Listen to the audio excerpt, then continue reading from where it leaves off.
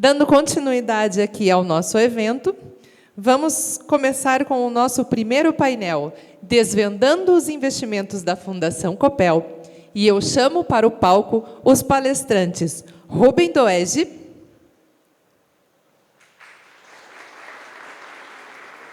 e para moderar este painel, Ana Letícia Feller.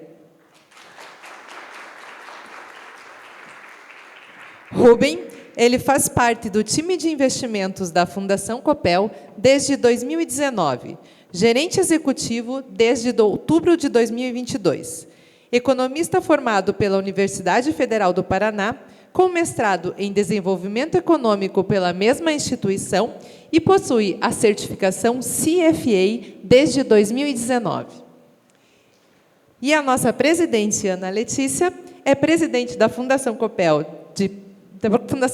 formada em Direito pela Pontifícia Universidade Católica do Paraná, com especialização em Direito do Trabalho pela Unibrasil e Administração, com ênfase em Gestão Estratégica de Pessoas pela FAI Centro Universitário.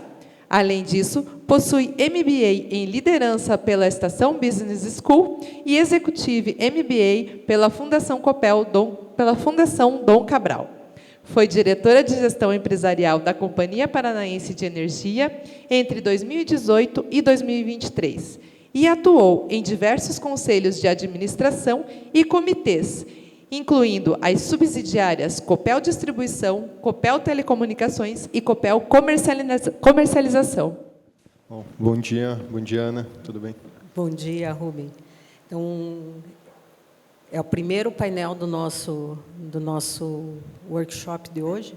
O objetivo, né, Rubem, aqui é a gente fazer um bate-papo e mostrar para vocês como que a Fundação Copel está estruturada, tanto na equipe de investimentos, quanto também nas estratégias, na filosofia que são utilizadas para cada um dos planos. Então, o Rubem vai explanar aqui. Rubem, à medida que a gente for evoluindo, a gente vai batendo um papo em conjunto, e, no final, nós vamos responder as perguntas que vocês forem encaminhando também. Muito bem. Então, é um prazer estar aqui. Acho que esse nosso primeiro painel ele tem o objetivo de dar um voo mais amplo, mais geral, mostrar as coisas mais num cenário macro, e, ao longo do dia, né, nos painéis subsequentes, a gente vai, de fato, se aprofundar um pouquinho mais em cada uma das estratégias. Eu gostaria de começar apresentando um pouco do time, né? Quem é o time de investimentos, que está sentado aqui na frente, enfim, todos eles participarão aqui do nosso evento, falarão com vocês ao longo do dia. Somos em 10 pessoas, estamos aqui sob a direção do Lacoste, nosso diretor financeiro. Eu fico aqui na gerência do departamento, né, na gerência executiva de investimentos, e temos aqui os nossos analistas. Começar aqui pelo Paulo e pelo Everton. Paulo e o Everton são nossos analistas de renda fixa. Eles que vão tocar o próximo painel, vão explicar um pouquinho aqui das nossas estratégias neste segmento. Temos aqui o Myron e a Gabriela, os dois são analistas de investimentos estruturados, também farão um painel à tarde. Carlos Valgrande, nosso analista do segmento imobiliário. A Dandara, nossa analista de renda variável, também dividirão um painel na parte da tarde. E, além disso, temos a Vivian, que está sendo a nossa anfitriã neste evento, o Bruno e o João, que ficam no back-office, dando todo o suporte das operações ali no dia a dia. Então, para a gente só iniciar, dando um pouco mais de números em quais segmentos os nossos planos investem, como os nossos planos estão, de fato, distribuídos nos diversos segmentos de mercado. Eu trouxe aqui os planos previdenciários, né? O plano capitalização e o plano família, que são os nossos dois planos CDs. Plano mutualismo unificado são os nossos planos BDs. Além disso, nós temos também 3 planos pequenos, né? O plano de saúde, o plano de gestão administrativa e o plano pecúlio, mas eles não são previdenciários, então eu acabei não trazendo aqui para essa tela. A gente pode ver, de uma forma assim bastante resumida, em classes de ativos. Eu separei aqui, então, o que é renda fixa, o que é imobiliário, renda variável e assim por diante. A gente pode ver que a distribuição desses investimentos nos diversos planos ela é diferente, né? Os planos não investem exatamente da mesma forma. Os dois planos CDs, né, o Plano Capitalização e Família, eles têm uma composição um pouco mais parecida, né? As estratégias são semelhantes, e os planos BDs se assemelham entre si e são muito diferentes dos planos CDs. Então, a gente enxerga que, tanto nos planos CDs quanto nos BDs, a maior parte do patrimônio está investida em renda fixa. E aí, por isso, eu dou um zoom aqui no que compõe essa renda fixa, né? Parece uma classe assim, única, mas, na verdade, a gente tem ali diversas estratégias. A mais simples, né, a mais óbvia, talvez seja o dinheiro que a gente mantém mais líquido, né, o dinheiro que está em caixa, rodando em compromissadas, enfim, em letras financeiras do Tesouro Nacional. Nós temos uma estratégia que... Opa, apertei o botão errado. Bom, deixa eu voltar mais um pouquinho. Isso. Nós temos também uma estratégia que busca rentabilizar um pouquinho mais esse nosso caixa. A gente vai falar um pouquinho mais depois sobre isso. Temos as NTNBs marcadas na curva, e aí eu chamo a atenção que os planos CDs não têm esse tipo de investimento. A gente não tem NTNBs marcadas na curva nos planos CDs, e tem bastante nos planos BDs, né? Em torno de 80%, 90% da parcela de renda fixa está em papéis do título do Tesouro Nacional, marcados na curva.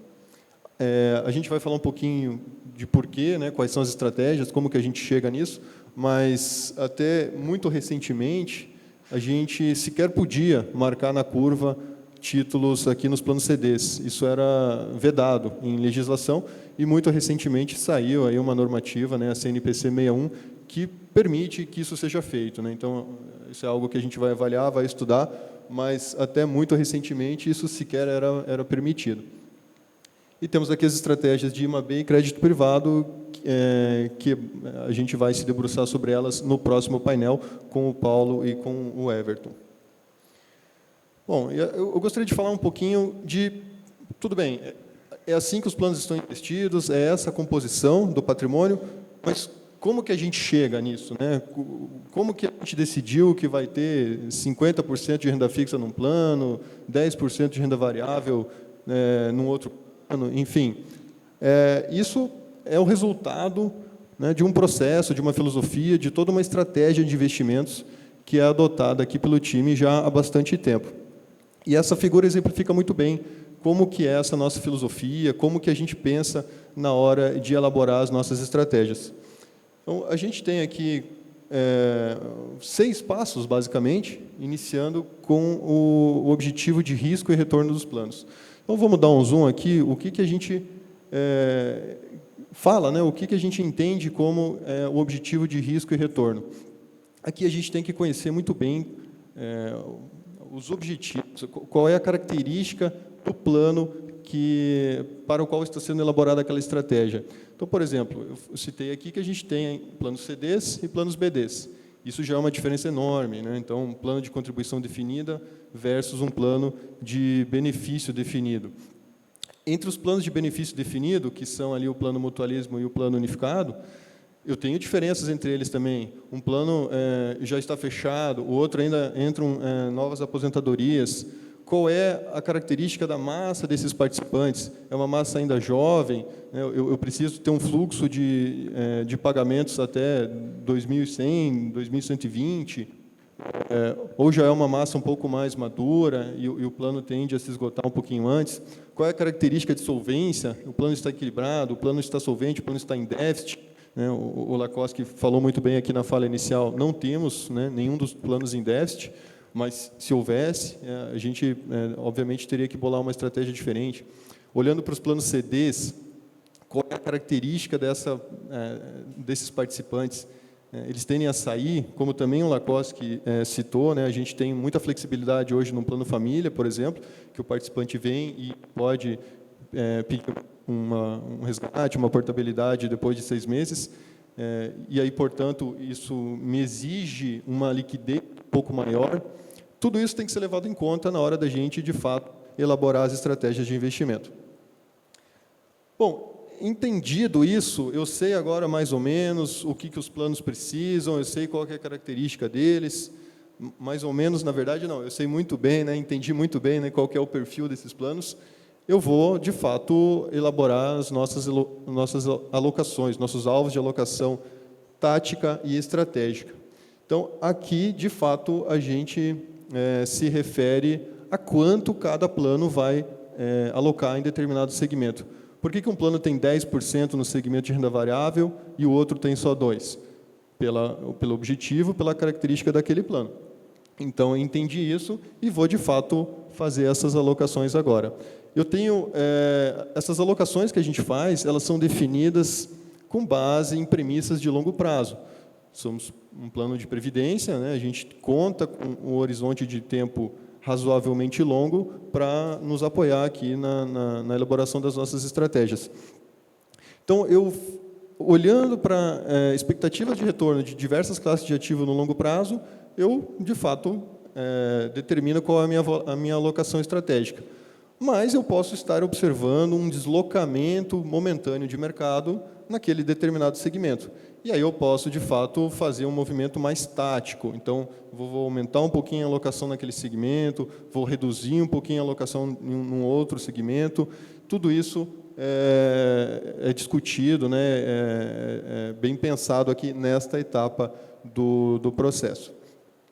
Bom, eu já sei, mas eu sei o que os planos precisam, qual é a característica, determinei minhas alocações estratégicas, alocações táticas, e aí eu preciso, de fato, entender como que eu vou abordar aquela classe de ativos. Né? Eu vou ter, por exemplo, 10% de renda variável num determinado plano. Ok, como que eu vou fazer isso? Vou fazer isso internamente? Vou delegar para um gestor terceiro? Faço uma alocação passiva, é um mercado razoavelmente eficiente e não adiantaria, não valeria a pena eu me esforçar para tentar, de repente, bater um benchmark naquele mercado.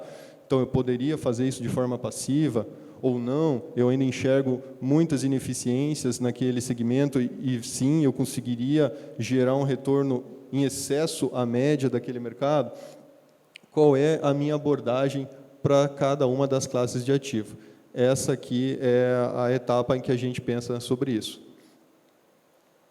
E aí, por fim, não, né, mas eu preciso agora, então, definir, né, qual é, de fato, o ativo que eu vou colocar na carteira. Então, se a gente olha para um segmento de renda fixa, né, eu já dei, acho que 2 exemplos de renda variável, vamos mudar um pouquinho.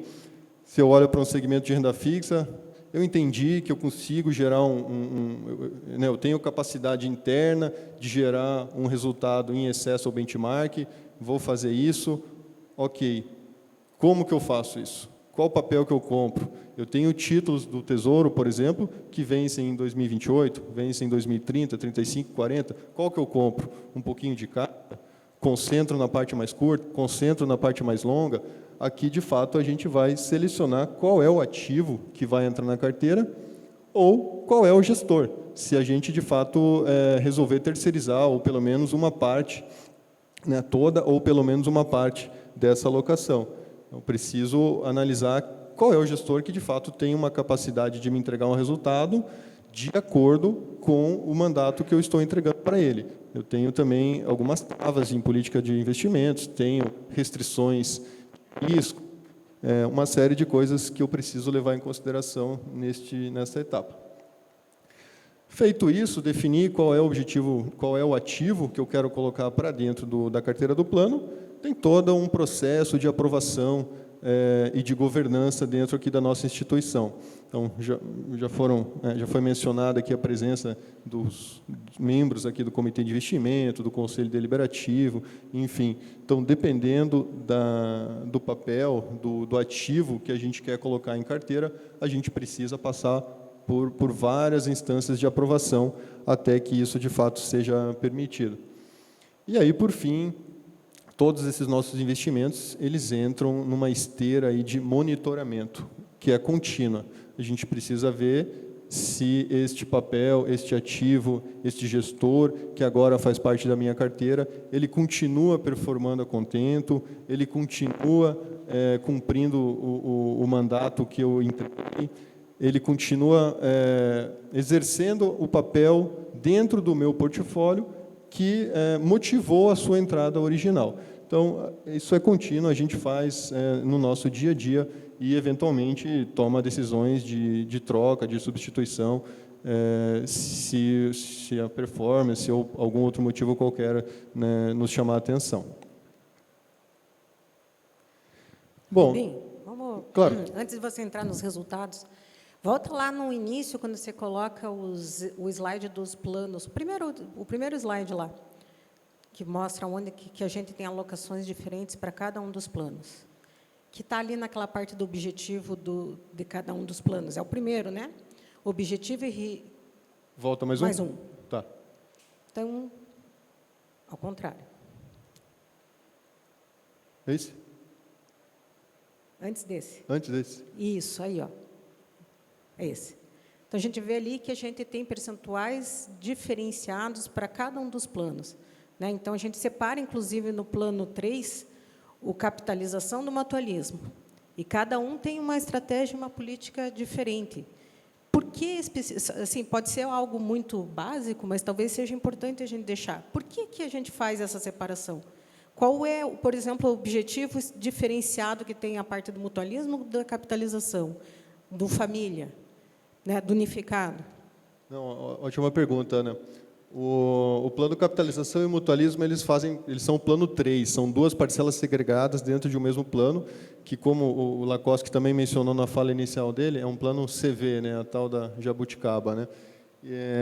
E essas submassas, elas são segregadas. Então, a parcela capitalização, ele funciona como se fosse um plano CD. Então, os participantes aqui são todos eles ativos, não se aposentaram ainda, estão trabalhando, juntando a sua parcela de poupança previdenciária para lá no futuro, aí sim, entrar com um pedido de aposentadoria e desfrutar dessa renda que passa a ser, então, vitalícia. E o plano mutualismo é a parcela dos participantes do plano 3 que já, de fato, estão neste período de sua vida, né? Estão aposentados, estão recebendo renda. E por que as estratégias são, então, tão diferentes entre um plano e outro, né? Então, quando eu tenho uma massa de participantes que já está aposentada, eu tenho um fluxo de pagamentos contratado que eu preciso honrar.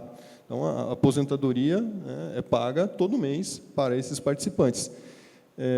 Então, eu tenho um passivo muito bem definido e eu preciso encontrar instrumentos do lado do ativo, né, instrumentos de investimento, que me ajudem, né, que me permitam fazer a imunização deste passivo. Então, eu compro muito título, muita NTNB, muito título do governo, e a legislação me permite fazer essa marcação dos ativos na curva. Então, acho que eu não vou entrar em muito detalhe assim, sobre marcação na curva, mercado, porque esse é um tema que vai ser explorado melhor no painel seguinte. Então, se alguém tem uma dúvida mais específica sobre isso, guarde a pergunta para o painel seguinte, que acho que ela vai ser mais bem respondida, né? Então, e no plano capitalização, como todos os participantes ainda estão trabalhando, estão na ativa, têm uma expectativa de aposentadoria em 10, 20, talvez 30 anos, eles têm um apetite de risco diferente. O que eu quero dizer com apetite de risco diferente? Se houver um percalço no meio do caminho, como houve, de fato, no meio da pandemia, essas pessoas têm tempo para se recuperar. No longo prazo, a gente espera que essas volatilidades, esses choques temporários de curto prazo, eles, de fato, se anulem e a gente consiga entregar um resultado bastante satisfatório ao longo, né, da vida laboral dessas pessoas. Isso aí, Rubens. Isso demonstra que, na verdade, os investimentos de um plano de previdência, eles sempre estão considerando, principalmente ali na parte de capitalização, né, no caso da família, por exemplo, também, algo a longo prazo, né? Então, por isso, as estratégias têm essa percepção de fazer alocações, não tudo numa única classe de investimentos. Mas aí o Rubens também vai, né, Rubens, um pouquinho mais à frente, falar sobre isso. Não, perfeito. Então, enquanto eu vou colocando aqui os slides seguintes, a gente falou já um pouquinho de como os planos estão investidos e como que a gente chegou nessa alocação, né? Qual que é a nossa estratégia, qual que é a nossa filosofia. E aí, acho que naturalmente a pergunta que surge tudo bem, e que tipo de resultado isso tem gerado, né? Aonde que essas alocações, essa estratégia, essa filosofia tem nos levado, né? Que tipo de retorno a gente tem alcançado. E isso a gente vai enxergar aqui no próximo slide. Eu coloco um gráfico de retorno do plano capitalização e do plano família, que são esses que estão mais destacados aqui em laranja, ou marrom, enfim, essa cor aqui mais destacada no gráfico, comparando com alguns índices de mercado, que estão aqui em cima, né? Não sei se todo mundo consegue enxergar, mas eu estou comparando os resultados dos planos com o CDI, com o Ibovespa, né, que é o nosso índice aí da Bolsa Brasileira, com o IFIX, que é um índice que mostra o resultado do segmento de fundos imobiliários, IHFA e IMAB. IHFA é representativo do mercado dos fundos multimercados, e o IMAB mede aí, o retorno dessas NTNBs que o governo emite. E esse gráfico começa aqui no dia 13 de dezembro de 2017. Né? E por que essa data? Né? Não peguei aleatoriamente. É o dia em que o Plano Família foi lançado. Né? Então, o Plano Família nasceu aqui. Então, a gente termina, né, o gráfico no final do ano passado, né, 31 de dezembro de 2024, a gente enxerga a vida inteira de resultados do Plano Família. E comparando com outros índices de mercado, eu vou dar um zoom aqui, a gente enxerga a linha mais acima aqui é o plano capitalização. Então, a gente observa que, de 2017 até agora, o plano capitalização entregou mais do que o CDI, mais do que o Ibovespa, mais do que a indústria de fundos multimercados, mais do que todos aqueles outros índices que eu coloquei no gráfico. O plano família está aqui, digamos, na terceira posição, né? Ele está um pouquinho abaixo, tanto do plano capitalização, quanto aqui sim a gente tem o IMAB. O IMAB está um pouquinho acima do plano família nesse período, mas o plano família entregando, né, desde o seu lançamento, resultados superiores à Bolsa, ao CDI, ao IFIX, enfim, aos multimercados. A gente entende que os resultados têm sido bons, né? Resultados desde o lançamento do plano são satisfatórios. E aqui eu faço um outro exercício específico para o plano família. Bom, vamos olhar o plano família, né, que é talvez o plano que tem a nossa maior flexibilidade, como foi citada pelo Lacoste, e comparo com alternativas de mercado, né, planos de previdência aberta, PGBL, VGBL, que a gente encontra aí na Caixa, no Banco do Brasil, enfim, nos bancos. Então, eu levantei uma amostra aqui são 140, 145 planos de PGBL, VGBL. Como que eu escolhi esses planos? Na verdade, eu olhei todos que existiam e coloquei alguns critérios assim bastante básicos, né? Que eles tivessem pelo menos 5 anos de existência, porque eu estou comparando um período de 5 anos. Então, um plano que tivesse sido lançado em 2023, 2024, esse eu descartei. E que eles tivessem pelo menos 100 milhões de patrimônio para a gente também poder comparar planos, né, com algum tamanho razoável com o nosso plano família. E aqui eu montei esse gráfico, que não sei se todo mundo está familiarizado, mas a gente chama de box plot, dos últimos 5 anos, né, de 2020 a 2024. O plano família ele está aqui nessa figura de diamante, ou, enfim, esse losango, e a gente compara, então, com a indústria aí de fundos de PGBL, e enxerga que, de fato, a gente, nesses 2 anos, entregou o que a mediana da indústria entregou, né? Então, 2022, 2023, aí ficamos um pouco abaixo da mediana. Acho que aqui cabe, sim, uma reflexão, uma autocrítica da nossa parte. E 2024 conseguimos ficar acima da mediana. Lógico, nosso objetivo não é ficar acima da mediana, a gente quer entregar resultados melhores, a gente quer caminhar aqui para os quartis superiores, mas o que nos deixa talvez um pouco satisfeitos aqui é enxergar que a gente tem, por exemplo, resultados catastróficos aqui de alguns desses planos em todos os anos, né? A gente vê outliers aqui positivos, é verdade, mas negativos, e a gente, né, em todos esses anos aí tem evitado pelo menos esses cenários assim de maior estresse, né, um cenário de caos. Eu acho que vale a pena a gente mencionar, né, focar bem aqui no ano passado, 2024, o ano mais recente, né, a gente quer dar um olhar um pouquinho mais específicos sobre o ano de 2024, em que o plano bateu o mercado, né? A gente enxerga aqui, entregou resultados acima da mediana do mercado, mas se a gente olha o resultado em si, ficou muito próximo de zero, né? Então, o plano rendeu 0,76% no ano, e isso foi acima da média de mercado. Então, acho que a dúvida que talvez surja naturalmente, né, é por quê, né? O que aconteceu, por que foi um ano tão difícil, 2024, para os ativos de risco.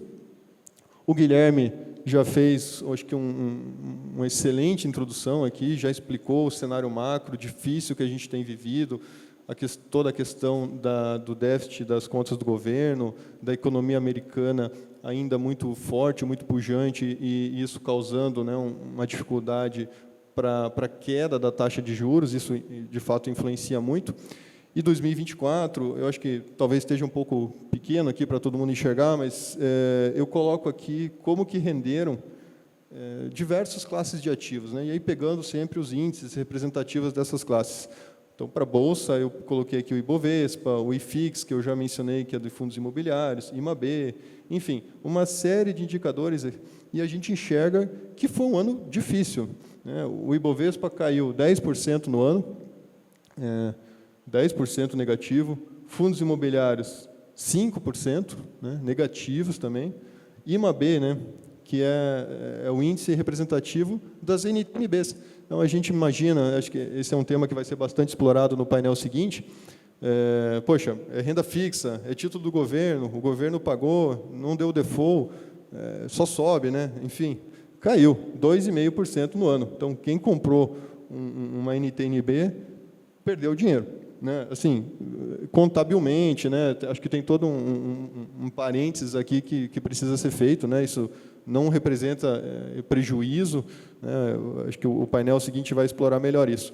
Mas a gente olha, basicamente, todas as classes aqui de maior risco entregando resultados negativos no ano, e mesmo as que até foram positivas, aqui a gente tem o IRFM, que é uma medida aí de papéis prefixados, e o IHFA, que é de multimercados, foram positivos, porém, abaixo do CDI, né? O CDI aqui, entregando quase 10%, 11% no ano, ele foi praticamente imbatível, né? O que ganhou do CDI do ano passado? O exterior, né? A Bolsa Americana, de fato, performou bem, e o dólar, né? Então, a nossa moeda aqui, o real, se desvalorizou, né, de forma até impressionante, né? Acho que todo mundo lembra, no final de 2024, a taxa de câmbio passou de R$6, chegou a 6,30, enfim, foi um estresse danado. Então, basicamente, só o exterior que performou bem, e o ouro, né? O ouro teve, de fato, um ano muito favorável, que são quase 60% de rentabilidade. Então, acho que, num cenário muito complicado, pelos fatores macro já explicados pelo Guilherme, mas um cenário em que basicamente tudo caiu, acho que o Plano Família entregou, né, fez um bom papel de proteger o patrimônio do participante, e isso, né, a gente viu no slide anterior, nos entregou um resultado melhor do que a mediana de fundos aí de previdência aberta. Rubem, já que a gente está falando do Plano Família, falando um pouco do desempenho do mercado e das questões de como a gente está vendo o cenário macroeconômico, eu tenho uma pergunta aqui, vou quebrar um pouco do protocolo, mas porque está bem conectado nessa fala que você está trazendo aqui, que devido à baixa rentabilidade do Plano Família, sendo que a maior parte dos investimentos em NTNBs marcados na curva, com o Banco Central anunciando e o próprio mercado precificando o aumento de juros já há algum tempo, por que me parece que não houve uma política de proteção eficiente para a rentabilidade desse plano, conforme a palestra que foi apresentada? Sei que você vai trazer aí à frente um porquê que isso realmente acontece, mas se puder aproveitar nesse momento já abordar essa pergunta, acho que a gente já ganha aqui também. Claro, claro. Acho que até agradeço a quem enviou essa pergunta, mas acho que tem talvez um equívoco ali, né, falando que a maior parte do patrimônio está em NTNB marcada na curva, né? Aqui é aquele plano que a gente nem pode, né? Ou pelo menos não podia marcar a NTNB na curva. As NTNBs são todas marcadas a mercado, e essas NTNBs caíram 2,5% nesse último ano, né? Então, acho que essa questão de proteção de patrimônio do participante, a gente conseguiu fazer, né, deixando o plano menos exposto a algumas classes alguns ativos de risco, enfim. Né, se a gente tivesse mais carregado em B, por exemplo, o plano não teria rendido 0,70, teria rendido talvez menos 2, menos 2,5, que foi o que aconteceu com essas NTNBs, né, todas marcadas a mercado. Mas acho que eu vou pegar o gancho dessa pergunta, né, e falar assim, caramba, mas se o cenário está tão difícil, se tudo cai, né, se de fato né, parece que o cenário mudou, e mudou, né, como até o próprio Guilherme explicou, né, a gente tinha um cenário pré-pandemia, agora parece que tem um cenário diferente, né, era um mundo de juros zero, hoje é um mundo de juros a 5,5. Então, por que a gente não muda a estratégia, né? Eu acho que essa é uma pergunta natural, né? Eu acho que surge, acho que está conectada com essa pergunta que chegou aqui para a gente. E aí eu fiz um exercício aqui são simulações, simulações de Monte Carlo, enfim, para ser um pouquinho mais técnico aqui, mas o que eu fiz, na verdade? Eu peguei algumas classes de ativos, que são as classes em que a gente investe, são as classes que existem no mercado, né? Então, deixar o dinheiro em caixa, crédito privado, né? Eu comprar aí debêntures, enfim, letras financeiras de bancos, investir em títulos públicos, em renda variável, enfim, são as classes que a gente investe, e coloquei assim, eu vou investir nesses percentuais, né? Vou deixar 12% do dinheiro em caixa, vou comprar debêntures aí 18% do plano, 30% em título público e assim por diante, e vou deixar isso de uma forma estável. Então, ano após ano, é esse o peso que eu vou colocar para essas classes de ativo, independente do que aconteceu. A bolsa caiu, a bolsa subiu, a bolsa ficou de lado, eu vou manter 12% de alocação estratégica neste segmento. Do outro lado, eu fiz um exercício diferente. Eu chamei aqui de pesos dinâmicos, né? O que é isso? Então, tem até aqui uma formulazinha, aqui, acho que não precisam se preocupar com ela, era só para a gente colocar qual foi o critério que eu utilizei, né? Então, eu usei essa formulazinha para estabelecer o seguinte critério. Esses pesos aqui saem dessa fórmula. Então, eu sempre olhei para o ano anterior o que rendeu mais. Então, deixa eu ver o que rendeu mais em 2024. Foi a Bolsa Americana, né? A gente acabou de ver no slide anterior. Então, se a Bolsa Americana está rendendo mais que todo o resto, eu vou colocar o maior peso neste ano, nesse segmento. Vou colocar 25% do meu dinheiro em Bolsa Americana. O que rendeu pior no ano passado, a gente olhou, foi a Bolsa Brasileira, né? Caiu 10%. Então, já que a Bolsa Brasileira caiu, foi tão mal no ano anterior, eu vou colocar menos dinheiro nesse segmento nesse ano. Eu vou reagir a isso, né? Estou olhando a bolsa caindo, vou colocar menos dinheiro nela. Então, se eu fizer isso, e aí eu fiz aqui simulações, fiz 10 mil simulações de Monte Carlo aqui para cada um dos cenários, e aí a gente tem essas curvas aqui, essas figuras, enfim, para 30 anos, né? Simulei os retornos dessas classes de ativos por 30 anos e fiz esses pesos para a minha composição de portfólio. A gente enxerga aqui as duas linhas mais destacadas no meio, que são as médias dessas simulações. Eu vou colocar na tela seguinte, que eu acho que vai ficar mais ilustrativo. Então, o que eu enxergo, né? De 10 mil simulações que eu fiz para cada uma dessas composições de portfólio, o que eu chamei aqui de alocação estável, ou seja, manter aqueles pesos independente do cenário que eu observo, foi vencedor em 6.400, ou seja, em torno de 65% dos resultados das alocações estáveis foram melhores do que dessa alocação dinâmica.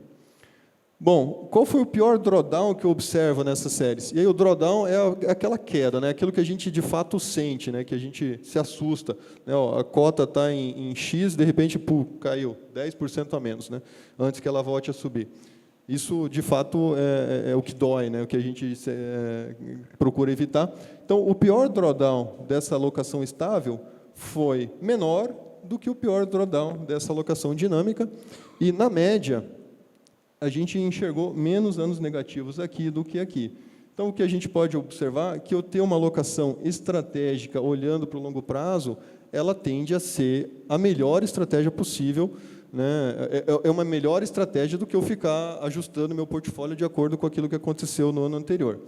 E aí eu acho que a pergunta natural que surge é, não, tudo bem, você colocou maior peso naquilo que rendeu no ano anterior, mas o certo não seria colocar o maior peso naquilo que vai render mais neste ano? Se eu soubesse o que vai render mais nesse ano, seria, né? E aí eu mostro aqui, de uma forma rapidinha, como é difícil a gente ter expectativas assim muito assertivas, né? O mundo é muito cheio de aleatoriedades, acontece muita coisa no meio do caminho que a gente não faz nem ideia, né? Então, eu trago aqui, por exemplo, para o Ibovespa, né? Para a Bolsa Brasileira. 5 anos também, de 2020 até 2024. O que o mercado imaginava no início de 2020? Estamos lá no início de 2020. O que o mercado imagina? A Bolsa vai fechar o ano a 132, 130 mil pontos. O que aconteceu? Ela fechou aqui a 119. Tá bom, o mercado errou nesse ano. Em 2021, o mercado imaginava que a Bolsa ia lá para 137, 138. O que aconteceu? 105. Né, uma discrepância enorme entre as expectativas e o que de fato aconteceu, e a gente enxerga isso basicamente para todos os anos. É muito, muito difícil ter uma expectativa assim muito precisa sobre o comportamento das principais variáveis de mercado. Eu trouxe isso aqui para o Ibovespa e mostro também, por exemplo, para a inflação e para a taxa Selic.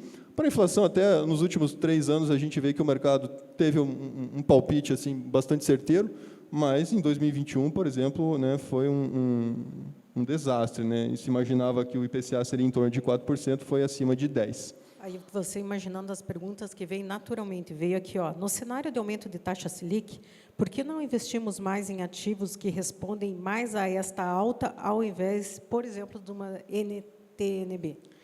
Não, essa é uma ótima pergunta também. Eu acho que a gente tem que analisar que a gente passou por um estresse enorme, né? As NTNBs abriram, né? A taxa de juros está em 7, 7,5, devem continuar elevadas. Então, o que a gente observa hoje é que é um ponto de entrada interessante, né? Hoje, quem comprar uma NTNB pagando 7,5 de juros, se a gente tiver uma inflação de 5, 5,5, que é o que o Guilherme mencionou ali como expectativas de mercado, e essa curva não se mexer, né? Esse é um ponto que acho que é crucial, assim, é um ponto muito interessante. A gente está falando de uma taxa real de 7,5, mais uma inflação de 5, 5,5. A expectativa é que o IMAB retorne algo em torno de 12% ou 13%. Né? Mas a Selic vai para 15%. E se essa curva fechar? Né? Aí que vem um pouco da expectativa. Né? E se, de repente, houver alguma melhora de cenário, se o governo, de fato, tomar alguma medida um pouco mais firme na contenção dos gastos públicos, o mercado ficar um pouco mais otimista e essa taxa de juros baixar de 7,5 para 7, para 6,5, para 6, de repente o IMAB rende não 13, 12, 13 no ano, rende 18, 20, 22. Então, acho que a gente tem um pouco desse dilema. De fato, ainda o cenário ele é complicado, o Guilherme explicou muito bem isso na palestra anterior, é um cenário difícil, demanda cautela. Por outro, a gente enxerga preços muito atraentes nas classes de ativos de maior risco. Né? Então, acho que para que a gente enxergue um retorno ruim daqui para frente, teria que haver pelo menos uma deterioração ainda pior aí de cenário brasileiro. Né? Acho que isso não está descartado, obviamente, né, e a gente leva em consideração quando elabora nossas políticas de investimento. Acho que isso até vai ser um tema mais do último painel do dia, né, como que a gente está posicionado daqui para frente. Então, vou só dar aqui um spoiler. A gente está com os planos um pouquinho mais conservadores para esse ano, mas eu não posso, de fato, ficar... Né, trocando, né, é um pouco do exercício que eu mostrei, né, fazer um peso dinâmico, né, eu acho que o CDI vai, de fato, render muito bem, vou colocar todo o dinheiro no CDI e vou tirar das outras classes de ativos, porque eu acho que, né, a gente enxerga aqui, às vezes, o realizado fica muito distante do esperado. E qual que é a solução que a gente enxerga? É a nossa forma de pensar, o que a gente faz no nosso dia a dia.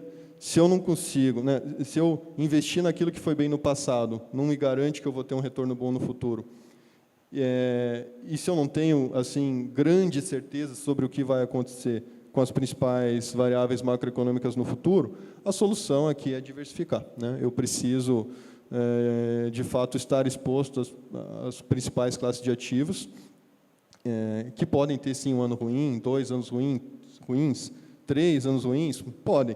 No longo prazo, a gente, de fato, espera que isso se suavize, né, e que elas entreguem resultados muito bons. Então, essa é a nossa estratégia, diversificar.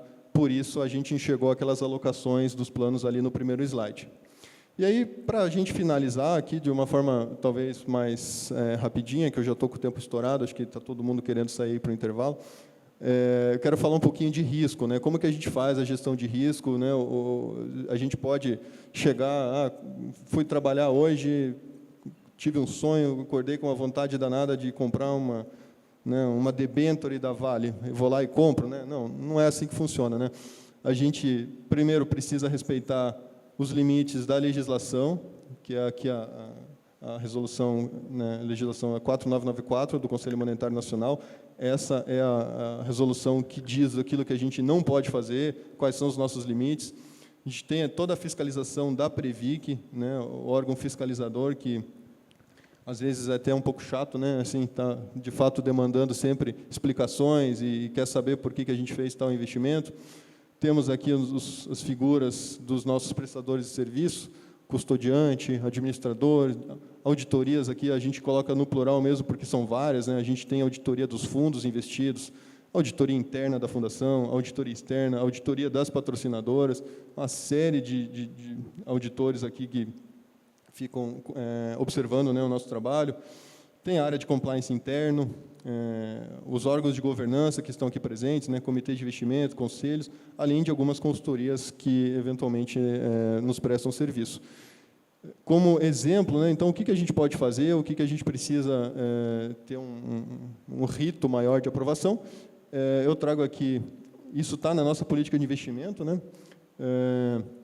Então, uma operação que a gente chama de uma operação A1, A1 é uma operação bastante simples, é o rodar o caixa, né, que ficou parado ali no patrimônio, na carteira dos planos, é extremamente simples, está na nossa alçada mesmo.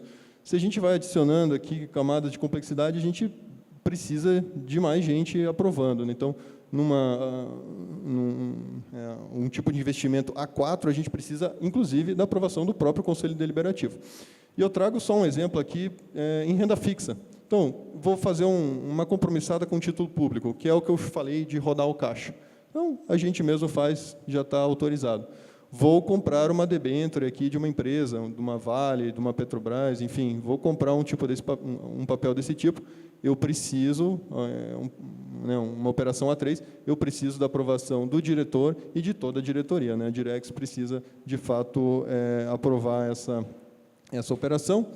E aí, para finalizar, o último slide aqui, é como que a gente acompanha um pouco, né, a utilização, o percentual do orçamento de risco que os planos estão utilizando.